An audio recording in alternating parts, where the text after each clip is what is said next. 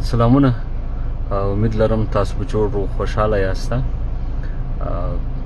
تاسو به په سوشل میډیا دا خبر لیدلږي چې په جنوبي وزیرستان میرالی کې درې ماشومان په شهادت باندې نه بلکې ریاست قتل عام کړی دی له هغو ماشومانو سره چې هغه ماشومان چې ریاست وایي موږ دهشتګرد وویستل، خو هغه تاسو ویلدو پر سوشل میډیا له لارې زه د تصویران ښکاره سو کوچني ماشومانو د 15 کلن د 6 کلن 10 کلن درې ماشومانو چې ریاست په ډرون اټیکس کې وویستل، بلکې د دوی قتل عام یې وکړو. او تاثر دا ورکوي چې موږ په وزیرستان یا د پښتونخوا وطن کې یا پښتونو سیمې کې کومه دهشتګردي روان د دې خلاف موږ دهشتګرد ټارګېټ کوو.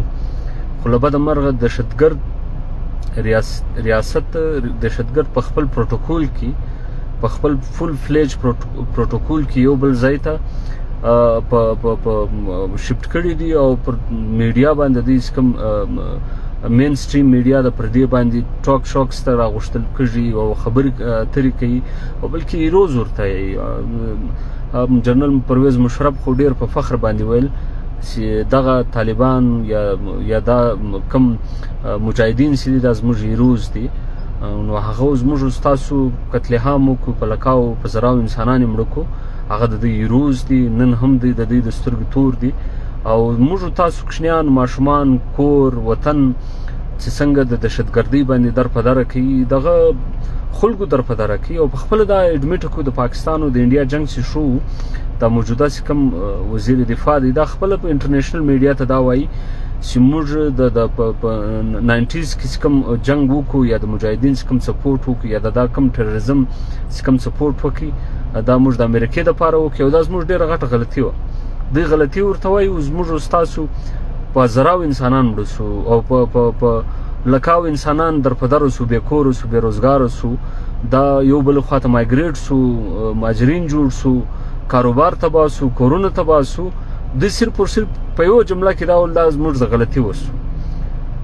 دا څومره غټ جرم دی چې تا دومره قتل عام وسو، دومره خلک بې کوره سو، او ریاست هیڅ قسم د دې ذمواره خلکو ته یو قسم سزا نشته د هغو دپاره، بلکې هغه خلکو ته ریاستي پروتوکول میلاو شوی دی یا د دوی چې کوم تمهید هغه میلاو شوي دي چې دوی په خپل وخت کې ډېر ښه پرفارمنس وکړو، ډېر دغه نوم یې جوړ کړو، وطن یې دغه کو جوړ کړو. نو دا رویه چې کوم زموږ ستاسو په وطن کې له زموږ تاسو خصوصا له بلوڅو له پښتنو سره کوم رویه ریاست اختیار کړې ده، ریاست دا اوس کوم تاثر ورکوي؟ آیا اوس پښتانه خو دا ټیم په ټول نړۍ کې دا غږ پورته کوي؟ د پی ټی ایم له لارې زه په مختلفو ممالک کې دغه احتجاجونه کړي چې موږ امن غواړو، زموږ په وطن کې د سامراجي جنګ بند شي، د استعماري جنګ د بند شي. پښتانه خو دا ټیم که غټ خواهش وو د دوی به دا وي چې زموږ په وطن کې امن راشي. او بیا داسې کوچني ماشومان یو وار نه په بار باندې د خودکش تماکو په ضد کې راغلي دي، د دهشتګردۍ په ضد کې راغلي دي، د ډرونز اټیکس په ضد کې راغلي دي. آیا دا به اوس تر کومه پورې دا جنګ خو هېڅ قسم دا ختمېږي نه؟ په دې خو د هر هغه سیاسي ورکر سر خلاص دی چې دا جنګ ډېر منافع بخش جنګ دی. په دې کې دغه ریاست ته دغه ریاستي ادارو ته په ارباو ډالرز را روان دي. دا هېڅ قسم د ختم کېدو دی یو اراده نه لري. دا د ختمولو دپاره به دغه پښتون ولس موږ خو دا بدبختي ده چې موږ دا ټیم هم یو بل په مختلفو پولیټیکل پارټیانو کې تقسیم یو.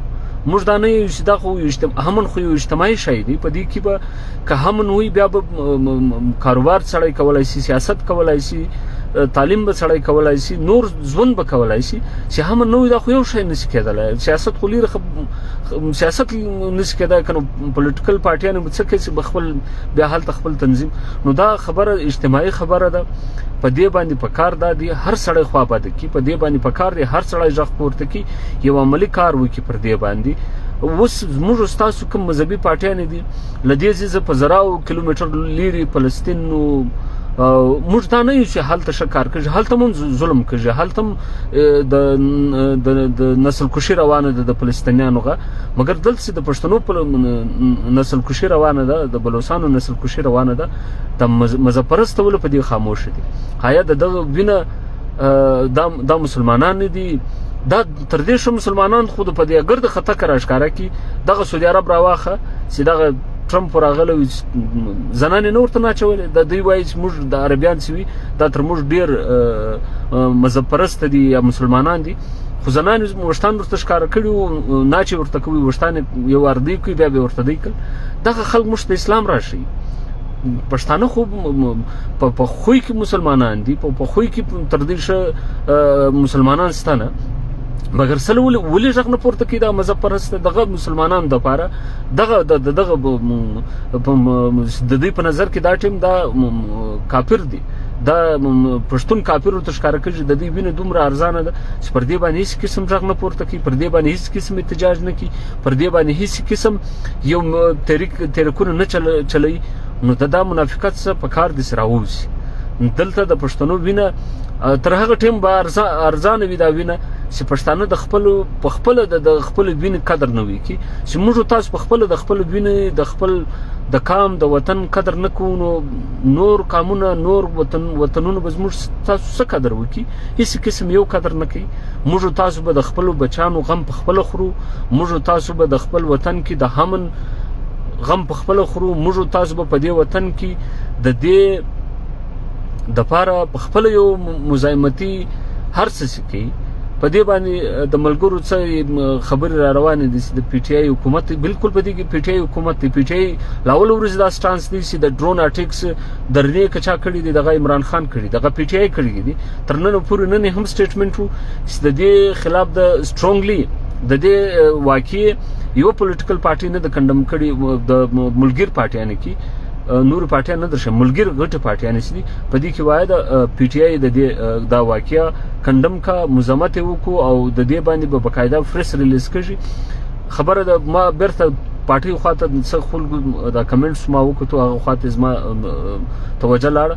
خبره د پولیټیکل پارټي نه ده، خبره دلته که هر پولیټیکل پارټي ده کاغه ظلم کوي، ناروا کوي، کاغه د پښتون پر وسایلو پر دغه باندې ناستي. موږ دغه پولیټیکل پارټیان که زموږ خپل پارټي ده هم د دې خلاف غږ پورته کوو. موږ بیا په دې کې دا منافقت موږ نه دی زده، دا منافقت به د ډیرو خلکو زده وي پر خپل پولیټیکل پارټي باندې تنقید نه.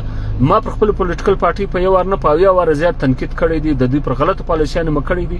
دا د هر پولیټیکل ورکر حق دی چې د پارټي چې کومه غلطه کار وو پر دې باندې تنقید وکي، پر دې باندې خبره وکي. پارټي د ولس د بهترۍ لپاره، د ولس د شعور لپاره سیاست خلق د دې شي لپاره کې د دې لپاره نه کوي چې موږ سیاسي غلامان نه یو، موږ سیاسي چوپړیان نه یو، موږ سیاسي ورکران یو. سیاسي ورکر چې پر مسایلو باندې خبره کول، د مسایلو د حل کولو څه لاره به او په وطن کې به د دې ټولو ستونزو باندې به ولس ته خپل غږ څنګه رسوي او منظمه کوي به څنګه د پولیټیکل پارټي کار دا نه دی چې د چا دغه به کوو به سیاسي غلامان یو چې پولیټیکل پارټي پر هره خوا روان موږ به بس روان یو. دا زموږ فطرت نه دی. موږ به هر وخت هغه خبره کوو چې زموږ د حق خبره وي، له حق سره درېدلو د حق خبره کوو. او بیا که پر چا ښه لګېږي که بد لګېږي، که زموږ په پارټۍ باندې ښه لګېږي که بد لګېږي، موږ دا خبره کوو، په ډاګه باندې کوو، لا وخت یې کوو.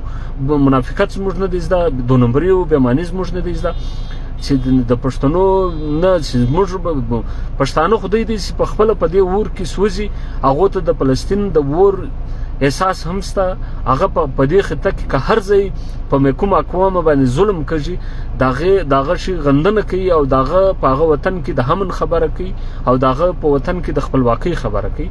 نو د خبرې مقصد مو صرف او صرف دا دی چې موږ صرف او صرف د سوشل میډیا پورې نسو محدود غندنې نه، صرف تر سوشل میډیا پورې محدود سو غندنه وکړو چې آیا موږ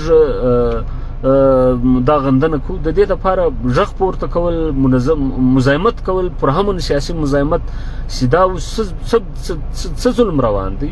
په په دې ریاست کې چې پښتانه د دې ریاست مني، د ریاست آئین مني، د ریاست ټیکس ورکوي، مګر دغه باوجود زما او ستا ماشوم په خپل کور کې نه دی محفوظ، په تعلیمي ادارو کې نه دی محفوظ، په ښار کې نه دی محفوظ. نو موږ به تر کومه پورې د کښنیانو جنازې څوک پورته کولی شي؟ هر هغه سړی چې خپل بچیان لري هغه د په دې احساس وکړي چې د بچیان خدا نه خواسته په دارنګه ډرون کې وویستل کېږي یا قتل دسي، دغه مور غریب خو د پاک ورسېده، دا غم نشي برداشتولی. د هر مور د پلار دپاره دا ډېر د غم خبره وي، د ډېر د دروند غم وي چې دا د برداشت کولو د زغملو نه وي. مګر بیا هم موږ ولک خبره یم چې موږ په کومه دغه کې ناست یو، په کوم سوچ کې ناست یو، په کومه معجزه کې ناست یو چې کومه معجزه به کېږي. معجزې ختم شي، زیاته هغه له پیغمبرانو سره معجزې ختم شي. اوس د مزاحمت وخت دی، که د مزاحمت پر وخت شروع کړي ډېر کم تاوان به ترلاسه کړي. که څومره لیټ کېدې، څومره ناست وي، څومره د ورته کتل، نه ته محفوظ یې، نه ستا بچی، نه ستا وطن، نه ستا وسایل، نه ستا غر، نه ستا دریا، نه ستا اوبه، هېڅ قسم یو شی نسي محفوظه کېدلی. مزاحمت کول پکار دي، پر امن منظم کېدل پکار دي. ټول پښتانه بیا دغه ټولې ستونزې موږ له منځه وړلی شو. نو پښتنو ته موږ دا یو شو، بس بدبخته یو، نور څه نسو ویلی.